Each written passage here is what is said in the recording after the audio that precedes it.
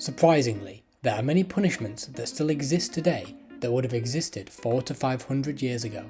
These can often be shown through different methods, but nevertheless, the relentless punishments remain.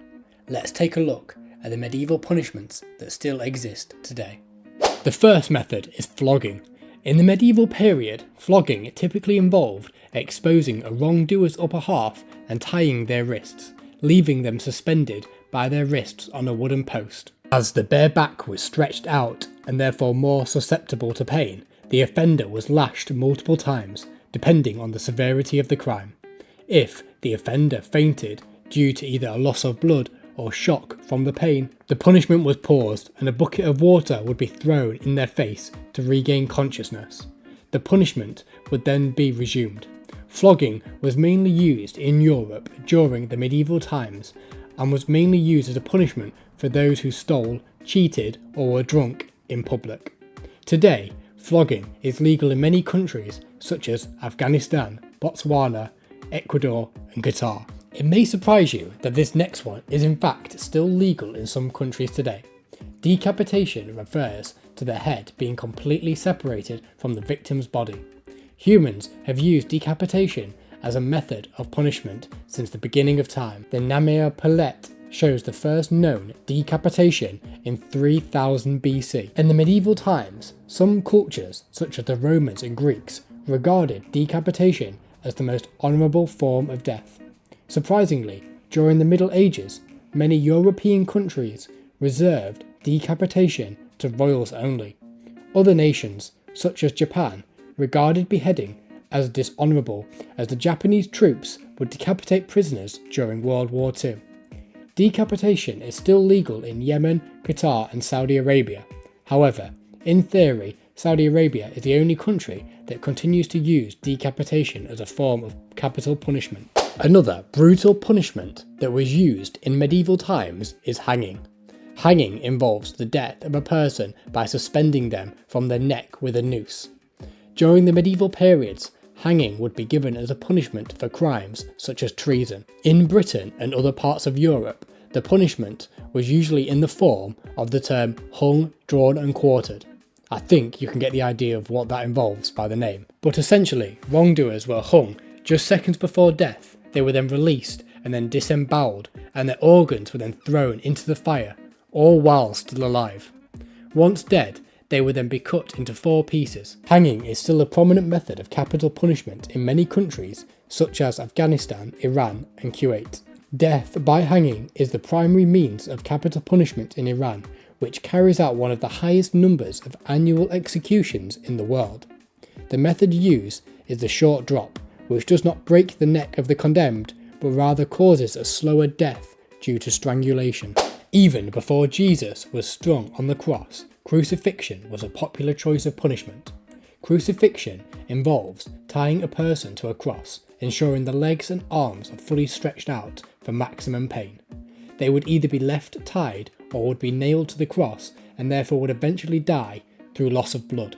During the medieval times, crucifixion was used as a punishment for crimes such as stealing, but was mainly used as a deterrent to shy others away for committing crimes. As the death was painful and slow, usually lasting a number of days, the hope was that this would be enough to stop others committing the crime. If the public shame of this wasn't enough, of course, as many were crucified naked. Crucifixion was used extensively by the Persians and Romans. However, it is currently legal in other countries today, such as Iran and Saudi Arabia. However, uses are rare and other forms of punishment, such as firing squad, are typically used.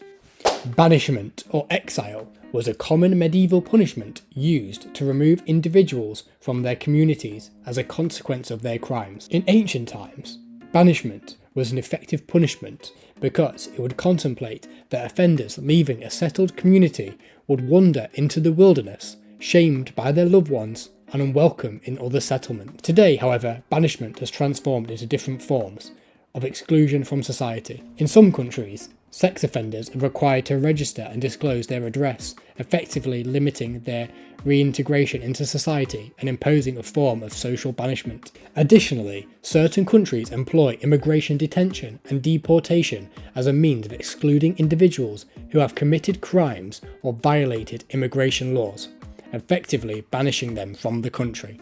Castration is another form of brutal medieval punishments that still remain prevalent today.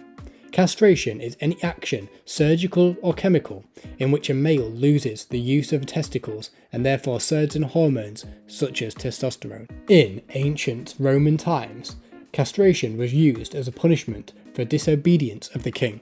However, in Britain, castration was used as a punishment for men found guilty of high treason, usually during the hung, drawn and quartered punishment mentioned earlier. Today, chemical castration is surprisingly legal in many countries such as Sweden, Canada and Denmark, by which they have laws that permit forced chemical castration on abusers.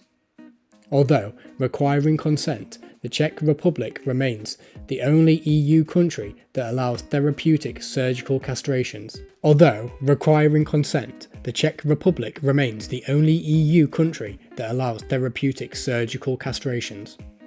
Although this has been challenged by human rights groups, as patients can often be coerced into making this choice, as refusal can lead to a longer-term detention. In medieval times, individuals unable to pay their debts often faced imprisonment in debtors' prisons. A debtors' prison is a prison for people who are unable to pay their debts. This can include working off their debt via labour or securing outside funds to pay the balance. Although the notion of imprisoning debtors has been largely abandoned, some countries still employ similar practices. Modern iterations of debtors' prisons can be observed in countries where individuals are imprisoned for failure to pay fines, court fees or child support. Critics argue that these practices disproportionately affect marginalised communities, perpetuating cycles of poverty and contributing to systematic inequality. One of the most enduring forms of medieval punishment that remains visible today is public shaming. In medieval times, individuals found guilty of various offences such as theft or adultery were subject to public humiliation as a means of deterring others from committing similar acts. Physical forms include being forced to wear a sign, having to stand, kneel or bend over in a corner or repeatedly write something on a blackboard. While these explicit forms of public shaming have largely disappeared, the growth of social media has given rise to modern versions of public shaming. Online platforms facilitate the rapid dissemination of public information, leading to cyberbullying, doxing and cancel culture, where individuals are subject to public judgment and are vilified for their actions for good or bad. While the Middle Ages are distant in history, remnants of medieval punishments still exist today in modified or adapted forms. Public shaming, corporal punishment, capital punishment, banishment and debtors' prisons have all persisted in contemporary societies with varying degrees of acceptance and controversy. Those more brutal punishments, such as decapitation and crucifixion, raise important ethical, legal and human rights concerns, highlighting the need for ongoing discussion and reforms in the field of criminal justice. As societies continue to evolve, it is crucial to reassess the effectiveness, fairness, and ethical implications of these punishments in order to strike a balance between maintaining social order and upholding fundamental human rights, while ensuring the punishment is more humane but also suited to the crime committed to ensure justice is restored. This has been 5 Minute Mysteries. Thank you all for watching.